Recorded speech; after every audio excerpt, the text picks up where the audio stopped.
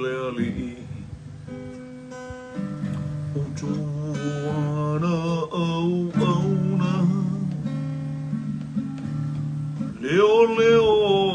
Le Po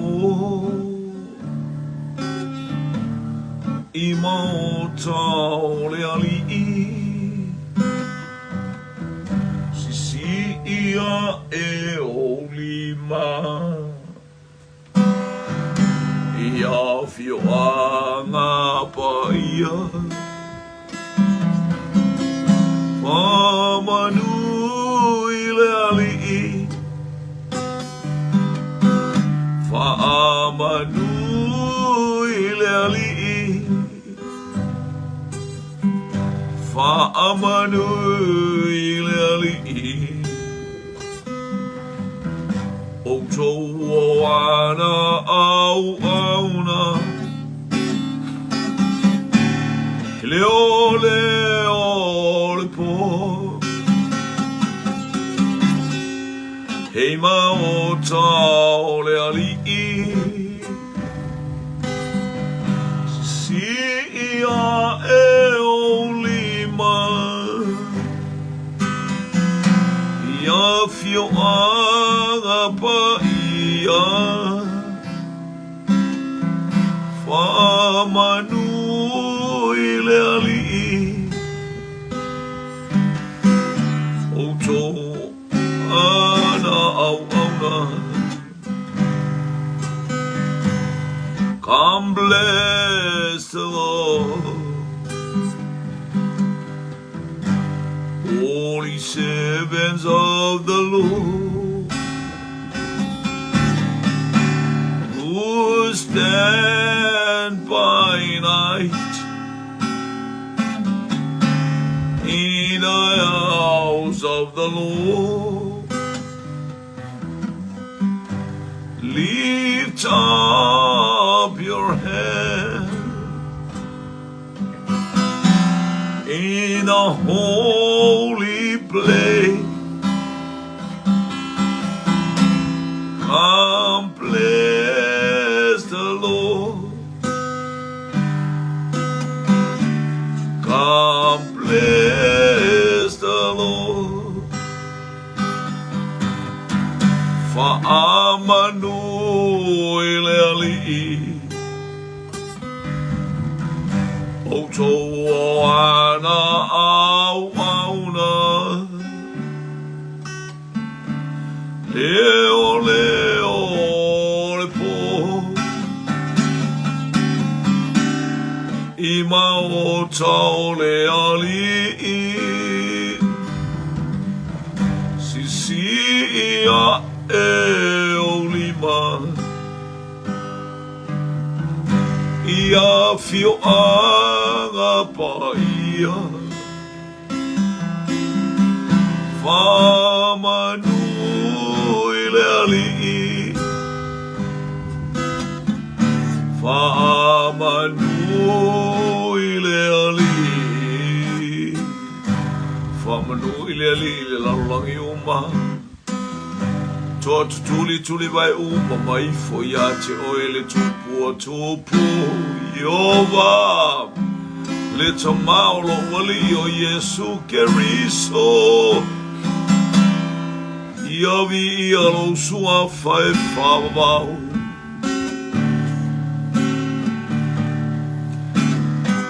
Sana o sana alleluia Glory, glory, glory, holy, holy, holy. Mighty, mighty Lord. Worthy, worthy, worthy. To the King of Kings and Lord of Lords, God Almighty. Whapale oile viinga, lai oile viinga. Sana alleluia. To mau le vi inga ia te oe ta mā, whaftai tai au fōu, whaftai au whamanuianga, le ola mare malo sti, whaftai la upu, whaftai le nganga pa ia tala, whaftai le mana o lo utoto na sau mai au mātou ia i o mātou moe. Whaftai lo mātou watua, i le whamalo longa fōu, mātou mo le ola fōu le malo si fōu. Hallelujah, le tae au mātanga o fie, ma le tae au tuto ai le anga le lei o lau fie. Whapale oilo vi inga, whamnuia upenga ta whailangi le anga i mai o lau whanau, ma le ainga o le whatua tua le au kerisiano, fia ia te oe ta mā, ona o Yesu.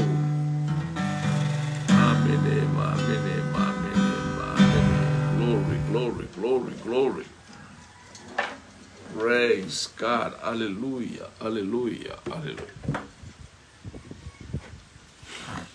Thank you, Jesus.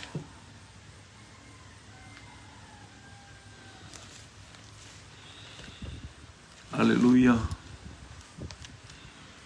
Ia whamnuru suafa o tātou atua, e pio tātou vi ia nei tai au. Sisi ua ia whaia, mea mātanga o fie, ua ia au maia mo i tātou i lea taimi, ma lea taimi, e vivi ia i o tātou tangata ia te ia i lea unoa. Ia, hallelujah, whata alofa fo i le ainga o le whatua tua, o whaina pale mai lunga o penga ta whai langi. Ia le i, praise God.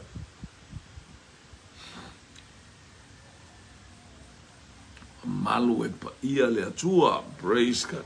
Ia, talo fatu sio tatou ainga pa se yuli. Hallelujah. Ya mata fu fama fu fama tu ainu talo tinata talo meripa tamao talo swau. Praise God. Have party. Hallelujah. Benaya mi haleli. Kanisa eti eli vaftai. Praise God. Salati sengai. Praise God. Vi eleli lita yao langai meshu tatu ai vaftai mo fatalofa. Vi eleli praise God. Tatu ele upole atua lita yao vaftai fo I fatalofa tu penga to failangi o faina mo mai taimi. Ia vai fo mafuta mai lungu tatu. Ala ata vi ia le lifa ta lo fol tatou ofisa au to the global kingdom. Hallelujah. Vi ia le atua. Praise God. Hallelujah. Takimika vi ia le li. Praise God. Ole tatou o mai tusi wa enga le tusi falinga. Falinga ilon mata upu e ono ai lima paninga luta pu lima le o uma tato wa ai ile anga ia tu o ia Yohana ile langi tu so o sengia Yohana ile langi ia ona sengia I tono le moto patamo lai patamo a ua leiloa Ioane se mea wale toeva a Ioane le tino a ua tilo Ioane I le malo le langi. Hallelujah. Ma mea uma le efa pea le ana mai tusi e kalesia le wa uma na tusi ai sengia lo Ioane le langi a ia ma tusi atone o tusi atoa le va Ioane le langi ma mea uma pene o lona titile ile e kalesia e fitu ia le la o mai lola ia le tusi nei ile mata upu e lima o le tusi a falinga. Praise God. Falinga mata upu e lima. Praise God. Hallelujah. Ia le li. Thank you Jesus. Glory.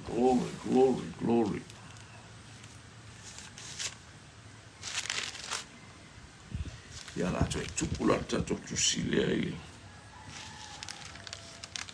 Tukuna tātou tusile a whalinga I lona ma tā upu. Hala tātou me ia tu le pēteru. O sole lea ia le atu e whalinga ma tā upu. Praise God. Hallelujah, hallelujah, hallelujah. So le kausu e li kuspa ia whai fia awari a le tūwai lunga. E so bel kusire ari e li se whalinga ia iari. Wa masa e sa e tuspa ia li. Ia masa e sa e whea bea ia le whai tauari. Halu li whalinga mta upe lima ni ia le li. Ia, spa ia lau whapangole tusi. Ua whaamawina I whaamau whailonga. Ia matauri o ese la mana ia. Tusine I leo tātou titilo I whaamau whailonga. Vi ia le li. Wa oilo foi I le au tau matau o le teti e lino fuali. O le tusi tā ai. O le tusi tā ai. Praise God. Le titi e nofo o le tusi ta ai wa tusia I totonu matua maletua wa whaamawina I whaamau whailonga e fitu. Yo whaamawina I whaamau whailonga e fitu. Ia o atalanoa le fitu atalanoa I le ia numera le atua numera atua le atua matauria whai le langi ma le lolangi. Mea umana whai e aso e fitu Yo inae mata mai ina e ai le anonoa I o fitu. So se fitu la titile ia ilo o le ato anga le o le atua malana polo kalame. Ia le tata ai ni le tusi le oka ni mau fitu. Ia le tata wa fa mau fa ilo mai fitu o ili ngā pu e fitu. Io e ola ni mau fitu. Ia o atu le mau fitu to fitu tangata. Le ato le fitu sfulu tangata e fitu tangata na o tonu fitu sfulu tangata na o tonu ai kupito. Ole numera le ale atua. Tato I loso se me tato te vai ato anga le ato le ole atua e faali mai I le numero fitu. La futano foi I le anga fasalape I la tu vai foi langa yangu mele ongo. Iwe ia le li. Ole ngoa lana ia tato ai ile nua le fiangainga le atua ma noa. Ia o wata ole nua. Ia o wata ole Lato le toto malingi o keriso, hallelujah, le vao le langi ma le lolang. O le whiangainga na osi e o mai. I le taimi o lo o moni mau pea le nua. Le tatu tira le nua le tele o taimi. Le ai whamanatu mai le nua e te tato. Be prepared, get ready. Wai whai to to aleri.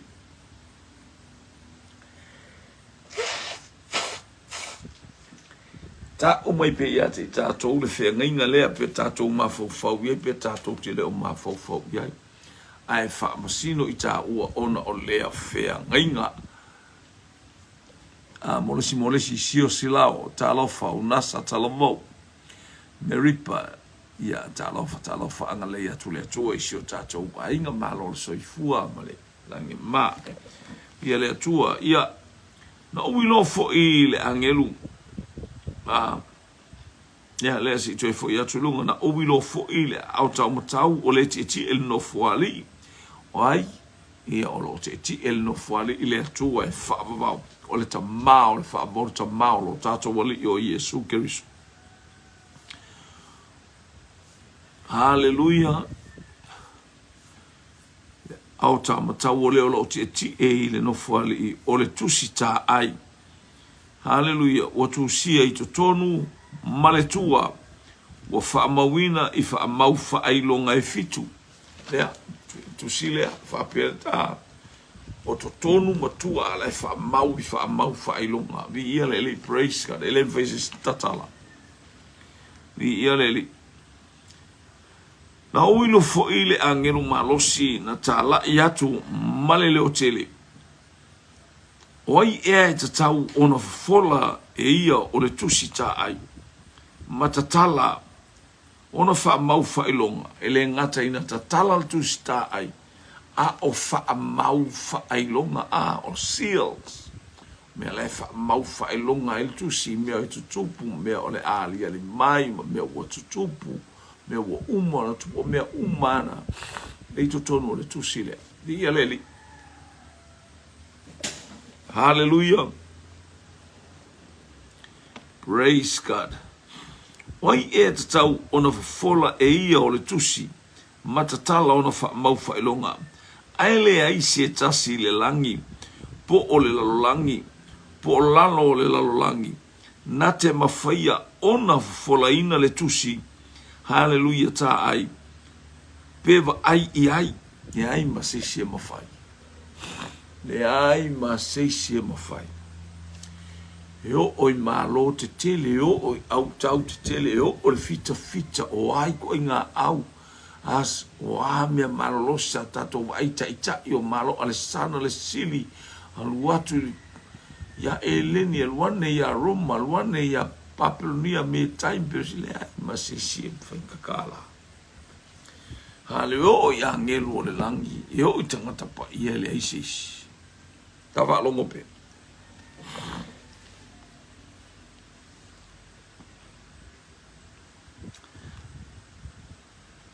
ona o tangi tele ai lea ina ua le maua se tasi te tau ona fola ina e ia ma fai tau le tusi ta ai peva ai i ai na tilo atu i ane le tusi na mana oa ma tau lea fo le tusi tonu ane le na fai mai ia tani elu tapuni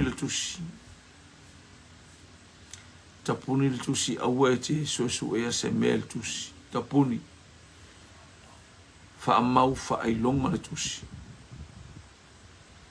ron tapuni le tusi aua ne e yohe praise God e fetau fetulia i tangata e totele e tupu tele le malam ia lewa ai lewa o mai ai tau fetulinga tangata male ano noa e tangata poto mata mai a lewa tangi o ane o fia fa ai o ane i mei to tono le tusi to ainga ua tatala le tusi ma le tala le atua i ai o ane au ane i fa amau fa ailonga ina le tusi wala na tapuni le tusi te ma fa mai fa amau fa ailonga le tusi no winga au ane i ne i eise fa amau tusi a le ua o malteimio i o ane fa mai aua ne i wha mau wha e lunga ina le tusi wa o le teimi e tala i le tusi.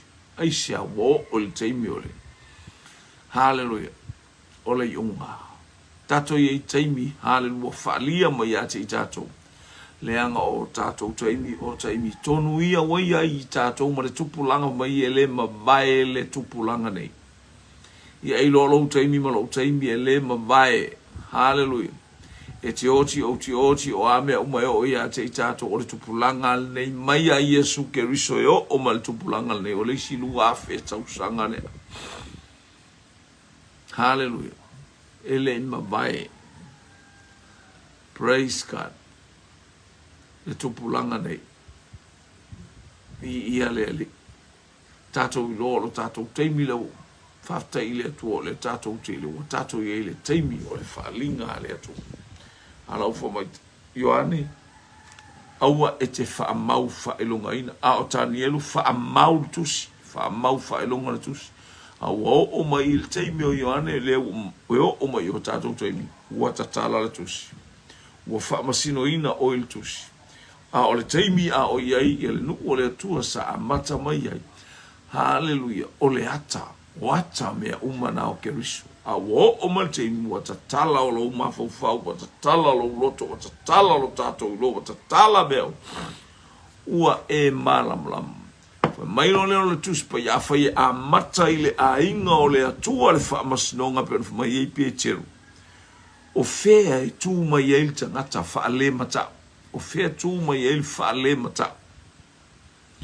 Ua a mata ia ita ua le fa masnonga le atua. Le a inga o le atua. Hallelujah. Praise God. Hallelujah. O fea e tu mai e le fa le mata. Praise the wila talofa lolo talofa le uso a uma i ia le li praise God Si tu sau tasi mo lisi upu whiangainga. So ma se utu fine lea mai Amerika, mai Australia, kei tia moi. Ia whatalofa aftai mo le whatalofa le sunga ile te uloa le ekalisia. Hallelujah, praise God. Ia po le toi ina. Hallelujah. Au le lei. Ia mata ata. Hallelujah. Ia mai tonu o Seattle, America. Ia la vea ai leva ai bi ia le to so ko le angala o ai so ma lo sile makale so.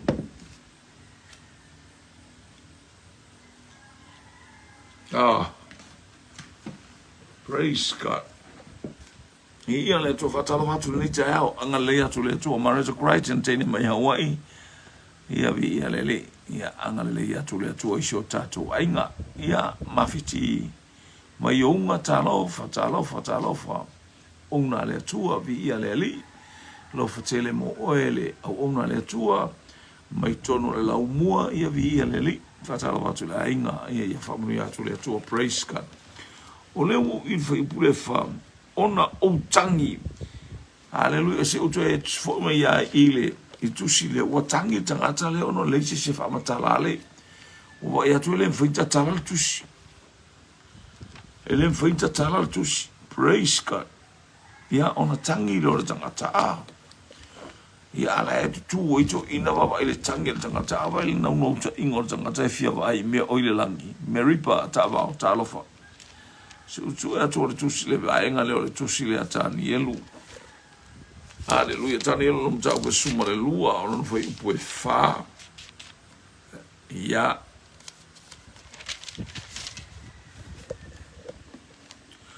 A o oi tani e lue ia e pupuni o ia upu ma wha mau wha ilonga ina le tusi. Se ia o iona po le unga. E fetau fetulia i tangata e toa tele, e tupu tele le malama.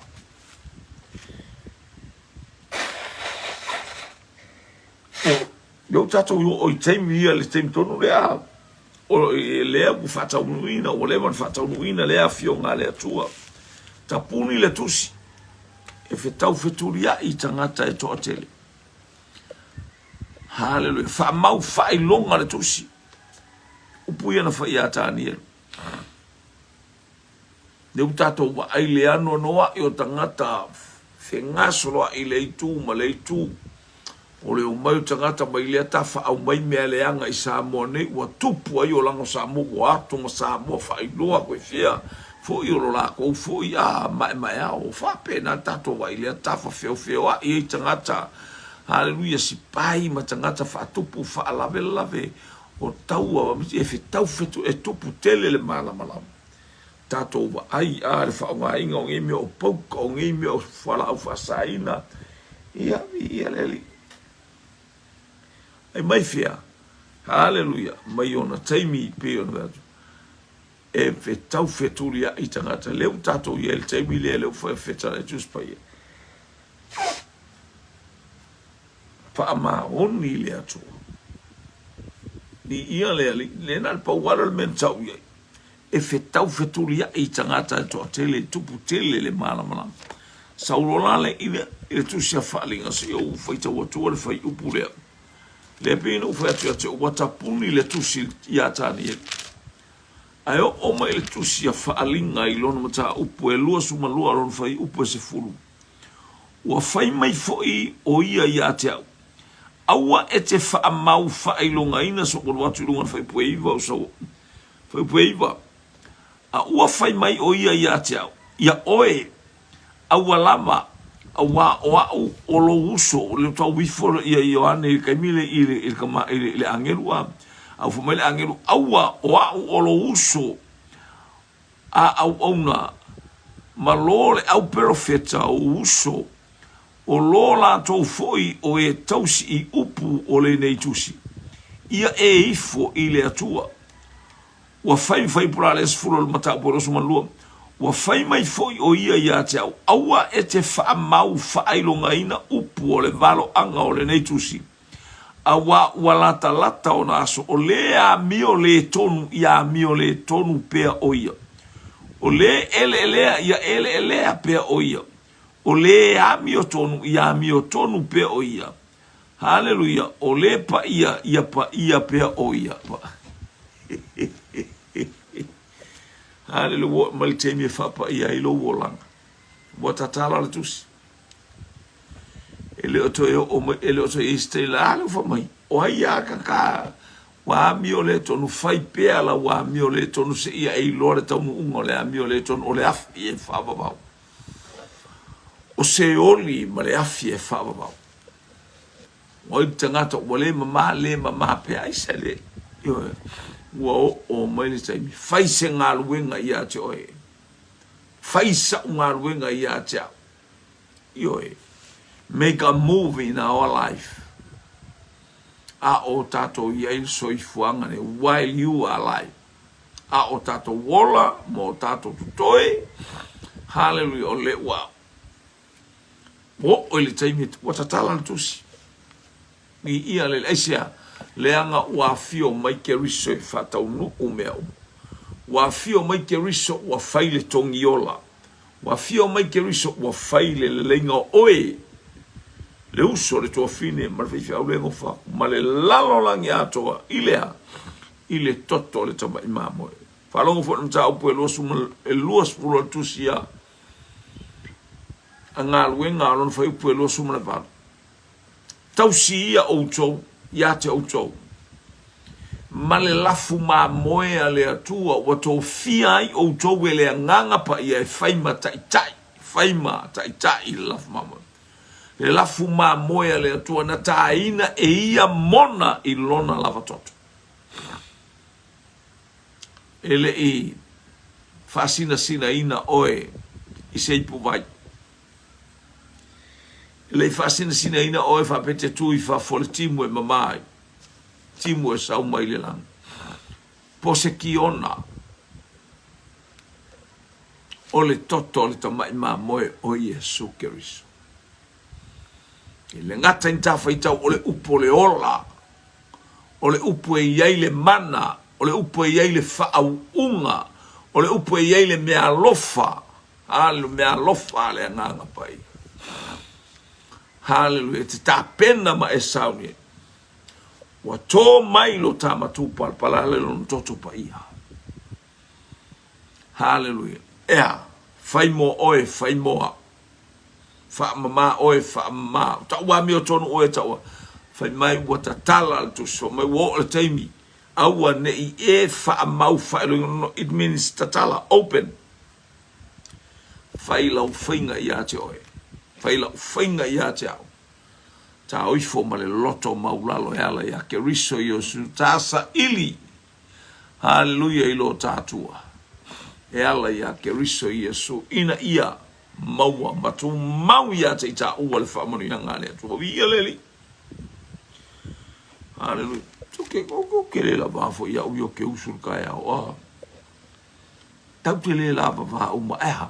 Tatou tulia al nei polo kalame tatou whaama la se upu tatou te maua.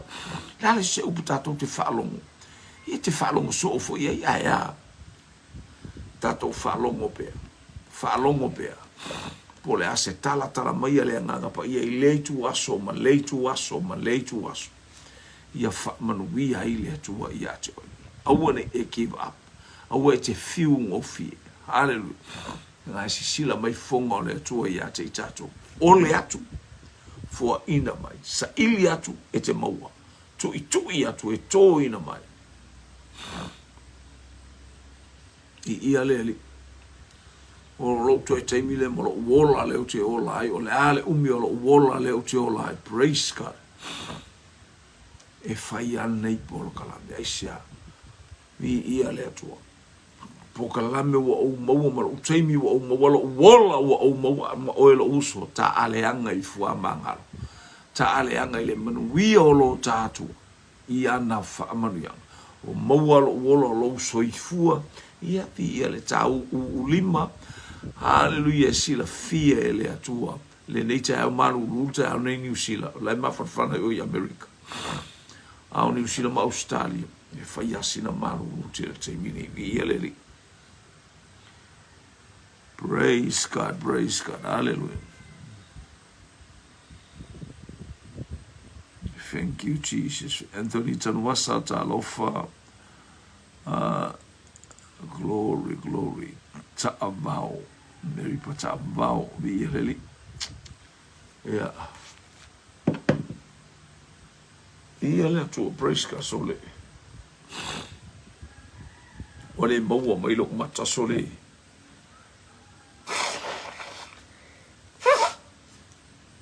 Ole me le watu. After ya mo to talo. Pa malonga le to yo mata. Le leilo wa ai.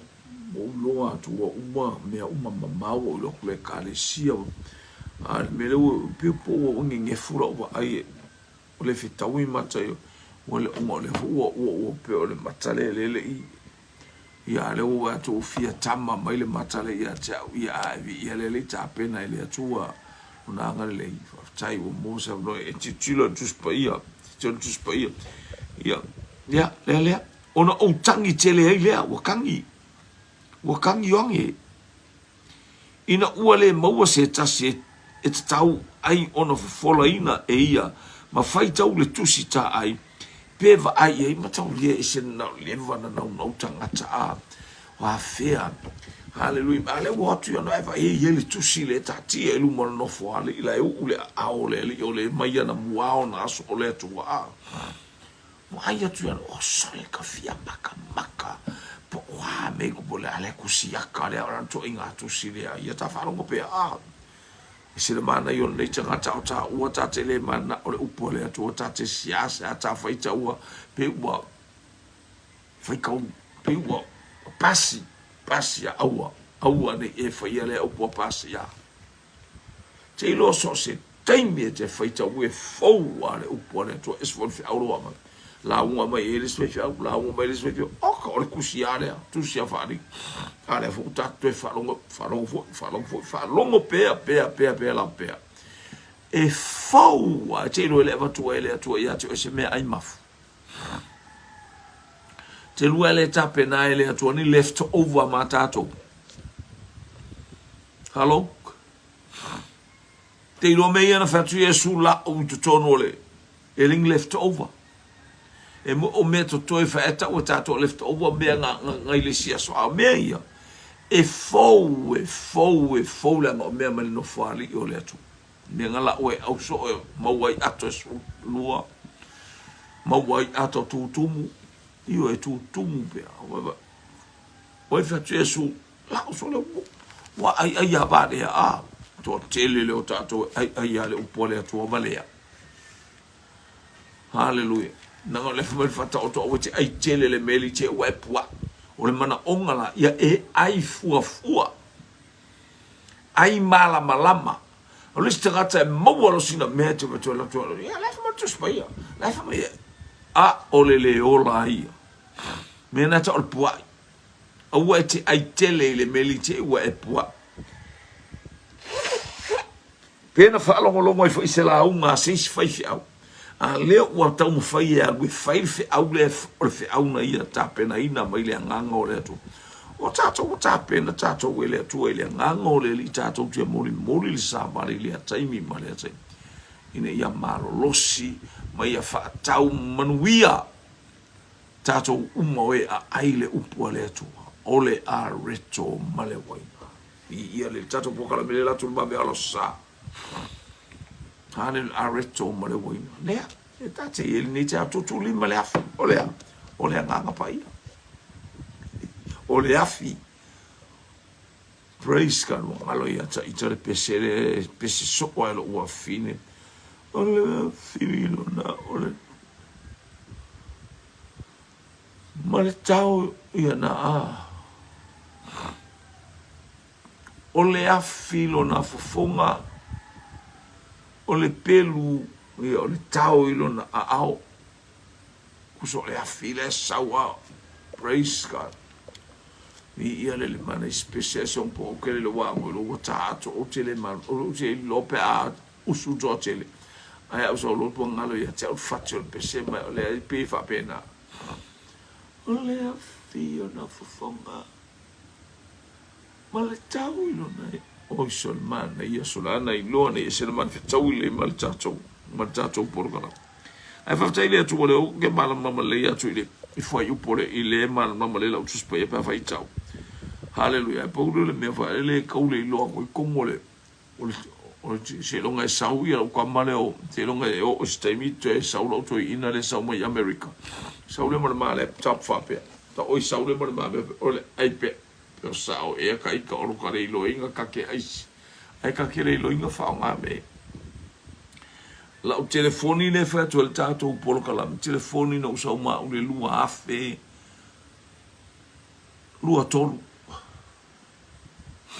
Amatanga o tau sanga au fo i mei mo le lua au sau le lua to fai unga o le onga tonu le lua no sau e ma telefoni lia so le faftai lia tu nga ora le kele le mo me ki e omi mo a kolor po kala mele mo lo le me a lo po kala ia faftai e le tu o ma temine ia le o bo na ia le telefoni sai ia ua tongi la lo ua tali fa le tonu fo ia a telefoni la le na mai stasi au na le atua o ile fa tonu le klopo ina ma fe lo ini usila mo so au na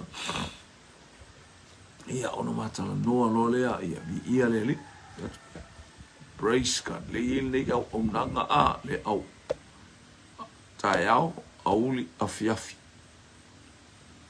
aftai ile atua me malos ya mal malos mal fonte talo solo poca la me atulo la mal poca la me le fa sinta otto to ana ta pena atu ai maino mal ai maino ia to ta pena o tale alu aya ai sa unil taulanga fiafi aya a lo tua ma lo tua ta to te mano losia a mawalo so fu ma lo wola o lo no ta inga le wa ula to le ase to toe o lo wola o te au na ile atua ia lofa mai le ia te utanga sala le aise le aise ai o te faftai lo na lo pele na maliu mai a wina mai na maliu i lunga o kale bari hale o le lofa to noa le nei o le atua mo oe le auso mo le tua fine te mantina au na le atua tatou te ngaru lue ai ma fai fine ngalo le atua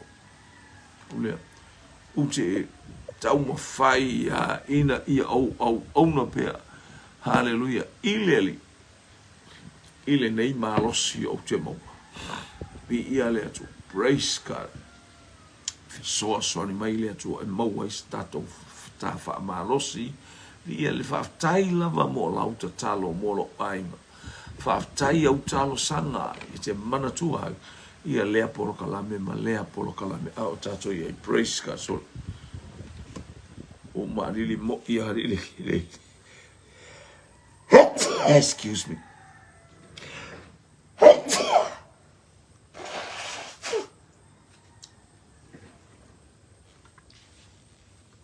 ia leli te o to me mai le faito ino le tuspai ona o tangi tele ai le ina ua maua se tasi o le tu yo ane fa pe ayo tangata ia le lau tuto i ina ma le au pa ia to i ina e tu ape o sole o kale mama o kanga ele ma se ilo fa kau ele ma se ma fa inta tala ele ai ma se ma fa inta tala tus vi ele ni ta fa longo po lan me la to portus vai po lima ona fai mai ai le ia te o le tasi o le auto ina aua e te tangi stop crying fa auta wa manu malole le ona o le itu a ingo yuta o le a o tavita e fofola i le tusita ai matatala i ona fa mau fa ai longa e fitu fa mau fa ai longa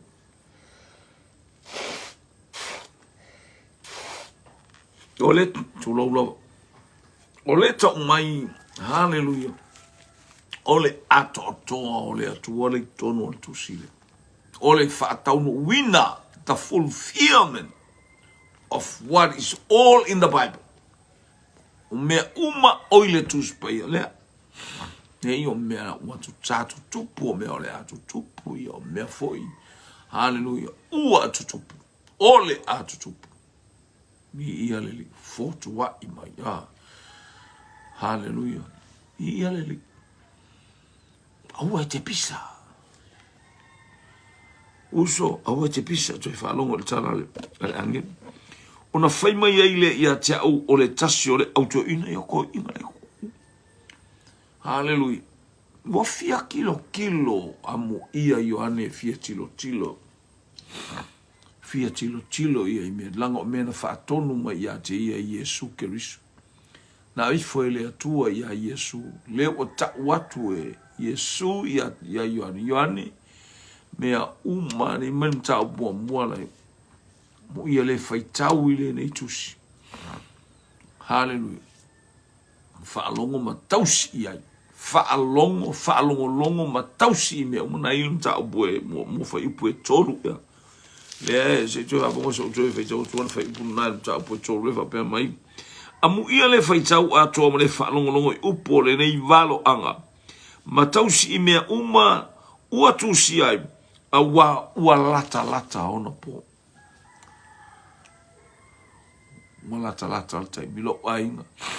Hallelujah. Au le yo o mai le oti.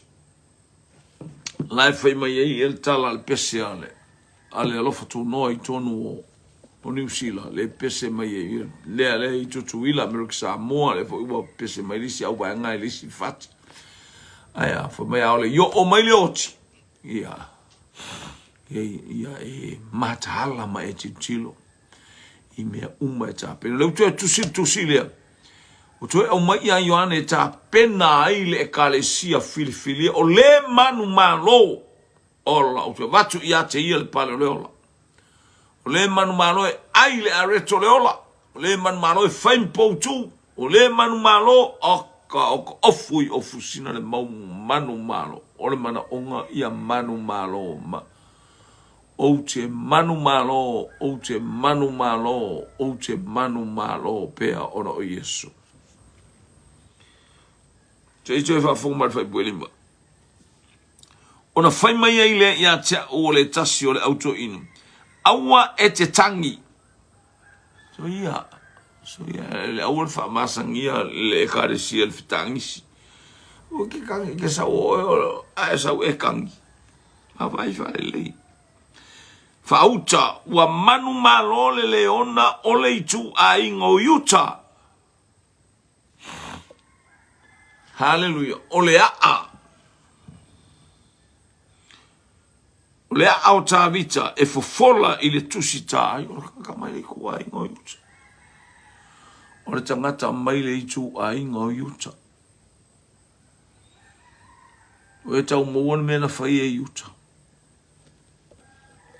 Mea na le mo mia ia te itato. Nga leina maua i uta le whaamanu ianga lea. Hallelujah. Te wa aita talanga le tusi a kenese. Le nalu i uta o fia tilo a Iosefa po fea e o iei loto. O maua e a iona uso se a o onga. Lea o a onga tonu a le na fia wa ai i a uta. O ia na fia va ai ia Iosefa ia tupu mai le loto le tangata. Hallelujah. Ole lona i lona se. Ia i loa el tangata lona se fo i mai e wha maua lalo i luma ole ato ole ato Iosefa ole ato ai o Yesu Kerisu. Fo mai na umua mai na ina ua uma aele i whai el tala le o tala le a yuta na whai. Na ufa ari Iosefa i o na uso. I'm Joseph. O Iosefa loto uso. Sa uso. La fua ele lua. Iwa kei uto. Uoiso le kuia le loto. Praise God. Tueva ai le uso. Wa tu lai se tu langa e matautia. Se tu langa e ofo ngia. E ofo ai lato. Le nature mai tisi ale wa tu lai mai wa fai mako vana pule ifo yuta. Ele iloa yuta wa fai tara lea yuta. Leali ie. Na fai au mamoni lumo le mato uta ma. O le ola o nei tangata. O le tamai titi lea. O le ola ele mato uta ma. A fai mato te leo atu ona mato tu ifo leo le ulu sina sina. O lo mato uta ma i le tonga mau. Leo te whatonga i ate oe. Faya umapolonga. Le la ngona le na mo mea ia i loa o na sala mo. Tau tino i lona ngutu o ia o tangata sala.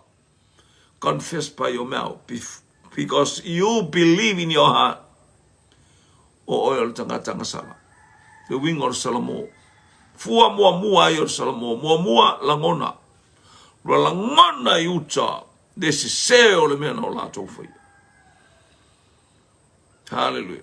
Wala ngana yuta tau tino ilo na ngutu. Faya umau polong. Faya wa ora tangata sala. Nofo ai fa mole le vai o le ola le mana o ia ola lo lato le mana onga le ia ola sisi ona o oe. Ia fa manuia sisi tangata ona oe. Ma nama mai o iai fa manu yang ole ola ia te o ia te o mai tato.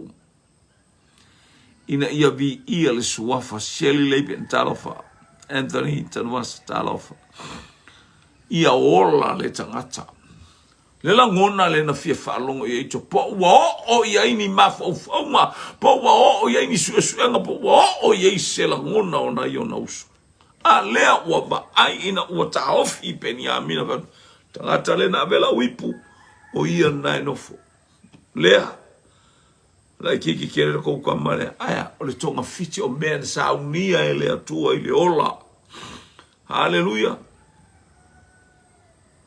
mea fai Jakopo haleluya o le fai tonga fiti le fo o sau fai fo tonga fiti le fo etafe mai e sau fo Jakopo wono no fo fia tama fai tonga fiti ai fai fo tonga fiti ala pana ia mua Jakopo le o le taimi o Josefa le o ta pena Josefa le tonga fiti mana ia fai tonga fiti le lei. Fai tonga fiti o le mea mai le atua. Ina ia maua o le whaama sinonga na le atua. Hallelujah. Na fai e. Me ina ia baba ai, sa ili ai. Ia le moni ma le sese. Hallelujah. Ma mea ua ia te I tato. Lea ua. Le tato te iai. Pia fiel tomar Josefa praise o yuta la mena la ina le taita Josefa le utato ilona ave ia Josefa le pito ilunga o Josefa hallelujah na ave moia hallelujah o yuta etasile le itu ainga na o Josefa na ave itu ainga e sefu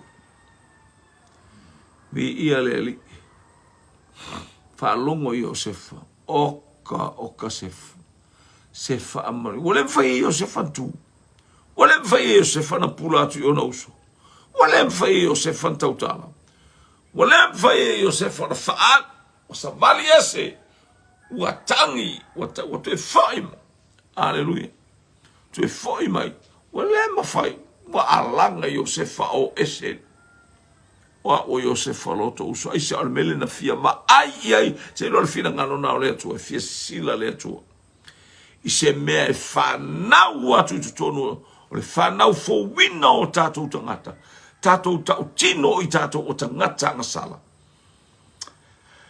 fa maoni le atua fo I mo I tato le fa mangalonga vi ia lele ua manu malo le leona o le itu ainga o yuta. Vai fai mea le leona le lenso na o mea le me e fita ya I ma fita fainta ai tau mo fai ale tu e ta I ma ya le ainga le mea sili ma le o tato wa ai ya ke riso le leona le o le itu ainga o yuta o Yesu na ui mai o ia e te lo tate mau atu poso to titino to pa fai pu ono e mo Na uilo fo I whaauta ua tū mai le vā o le no fuali I ma mea ola e whā. Oi ona tua fo I o le auto ina o le tamai ma moe lea. Whalongo mai o I whaangata mai le tātou porkalama le jai au vi eleli. Whalongo mai, ua manu malole le ona o le itu a ingo iuta. Na au mai le fa mai fai pue ono. Hallelujah. Vava ya so la le tu mai ma le mamoe.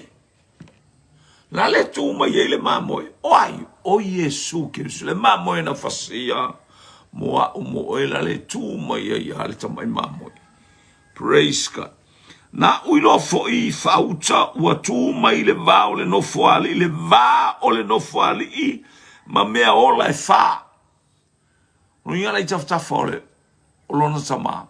Na ile tu tama tau o lona tama. Le tamai mamo e peisea I na fasia e fitu ona nifo ma ona mata e fitu o a nganga I to a fitu o le atua ua awina atu I le lalolangi uma. Aleluia. Ia leli. Nua le atu mai. O te leo, ia te o ia leo te whea o nganga e fitu o lo me whama wa te lo ilo po whiwe. E paule o le nganga le titi o le nganga e fitu o le atu o le nua le atu mai. Na tu mai le teimi o le whianga inga manoa. Ta whianga inga lea. Leo wa to e tu la e tu wa I tu tonu I le teimi leo tu Ioane la e tu. Ia I le nua le whi me elm tau pue wha. Praise God. Hallelujah, hallelujah, praise God. Fai pue tolu o le mata pue fa o tusi lea. O le tia mai foi ua peisia I o le maa ia sepi ma le sarikia lona tino mai. Ua si o ina foi le no foali I ele nua. Ai si o le no foali ele nua. Ai si ai tu mai ale fea ngainga e whamasino ai oe. Whamasino ai oe. O le o a nganga e fitu o le atua e whawa. Olo o moli mau ia te o ia te au. Hallelujah. O ila to olo ia e tu mai le te impe al tu ole lo ia. Yo ana. Yo. Ma clients yo fa kule le kala ilang clients yo pena. Tu mai ya. No mai te ala tu spa yo lo tu lo no fole. Atali o tangata e fautua pe ale utato falong. Hallelujah. La le nofo mai ma le tamai ma moi le va o le nofo ali ma mea ola e fa. Pa iele o tu ua I tato mea ola e fa le tano I ata I tato ala mo tato tua wa mana ia oele atua. E te alanga ma e vala au e pa ia Yehova o au. Tau ia te ia le vinga o le mea ola tu lo o le mea ola. Aya o e wo fasilina ele atua. Fa manuia ia ile atua o le tangata saleanga lo wolanga o pe o le mea ola a wa. Wa e tu I luma o le tangata vivi ile atua I fa manuia le atua e atua. Wa e nofo fo wa e loinga le nofo ali o le atua ma le ola e fa. Lo wa inga. O le tamai mamoe o le ato le tongi ola o I tatou. O le na o foina e le atua. O le na au mai e le atua o lo na alo pele. Ea e whaima tongi ola malabea I a te oe. Whaima whaamangaloina o tatou wanga sala. Hallelujah, ma le lenga o I tatou ma le atua. O le tamai mamoe e le atua. A le uva I atua tu la I mai le leona o le itu a inga. E su ele a peisi, ta tala le wha mau whaelonga ta tala. Aisea. Wa o le tu aso e tu mai ai le farmasino o farmasino o le alo laba o le tu o le leona o le tu ai o le leona ta noa o le tu ai o yuta ia le so le io ane le moli ma tangata le moli sa mato fewa sa mato wa ai fatasi sa mato momoe, sa utango iai sa mato utango ile lo kongo le ola. O Yesu Keriso. Le fa maoni tala le toi. Wa matua I wha maonia mea uma ele wa aia ioane. Ngo fia I loa po fia e ale wa ile le tu uma ele mamoe. Ioi. Wha maonia sa oa ole atali ole atu. E tu ile I tu tau tau. O ia ole atu. Hana wana whaia le tō ngiola mo I tātou. Na ia whaia le tō ngiola. A lea o saunei o ia ole whāpasino. Le afilo na fofonga. Ya nala o le afilo na fofonga. Le tau ilo na I. Se I maua le tātou pesele I o tau fwai le tātou. Ia whamanu ia le atua ia te ua e maua mai le whea o le tai au. Hale, wo o le tuaso e ta tala ai. Ta tala ai. Le tusi sa wha mau taimi o tani elu. Tani elu ta puni le tusi wha mau whailonga. Ele I o mai o naso. Fe tau fe turi ya I tangata e tote le tupu tele le a meo leanga kapungi. Ia le o tala I o tato taimi aisa o sau Yesu e ta pena mea uma. O Yesu o lo wala I malo. O Yesu o lo wali I malo faola. Talia Yesu I nei tae. Talia Yesu hani mea o seo hani mea o tato whatau te eipea I le ngangapa ia. Whape atu le tau tinonga nei tae au. Oe o le li I male faola I lo ua. Whamangalo mai ia o le tangata sama. Ona o Yesu. Tato whiro el tāru sumalua. Amen, amen, amen.